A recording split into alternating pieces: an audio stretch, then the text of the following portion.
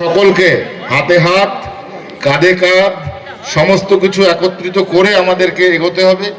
আমাদের এগোনোই আমাদের পশ্চিমবঙ্গের আগামী দিনের বিকাশ। তাই পশ্চিমবঙ্গের বিকাশের জন্য আমরা এই 7টা সিটকে উপহার দেবো, এটাই আমাদের টার্গেট। আর সেই টার্গেটকে সামনে রেখেই আমরা এগোচ্ছি। আমরা চাই ব্যাপক পরিমাণে এবার ভোটে আমরা জয়লাভ করে আমরা আমাদের সরকারকে আগামীতে যে 2026-এ সরকার গঠন হচ্ছে সেই সরকারকে আমরা উপহার দেব, এটাই আমাদের লক্ষ্য।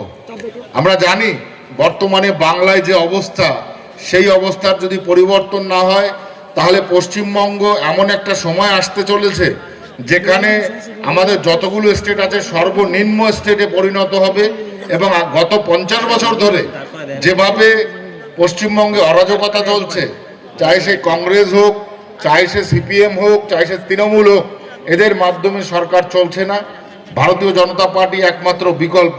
আর যে বিকল্পকে আমরা প্রতিষ্ঠা দিতে চলেছি, সেই প্রতিষ্ঠার মাধ্যমেই আমাদের শিল্প, আমাদের শিক্ষা, আমাদের কর্ম, আমাদের আগামী দিনের স্বাস্থ্য সমস্ত কিছু আমরা বিকাশ লাভ করাবো। কেননা আপনারা জানেন ম্যাক্সিমাম যারা যুব, সেই মানুষগুলো, সেই লোকগুলো, সেই ব্যক্তিরা আজকে পশ্চিমবঙ্গ ছেড়ে বাইরে চলে গেছে পরিযায়ী কর্মী হিসেবে।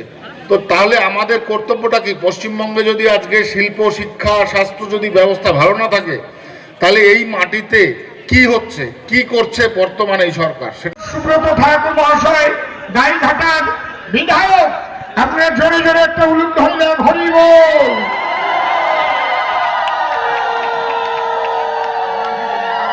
আমি বক্তব্য দেওয়ার একটা জায়গা না। আমরা সবাই জানি যে পশ্চিমবাংলা কোন কষ্ট পেয়েছিল, সেটা কি খেয়াল আছে? তাহলে দীপু দাসকে আগুন দিয়ে পুড়িয়েছিল। আপনারা একটু তাদের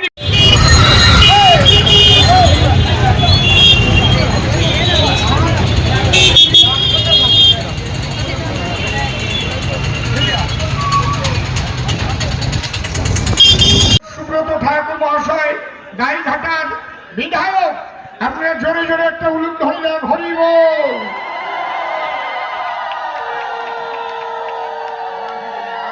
আমি বক্তব্য দেওয়ার একটা জায়গা না।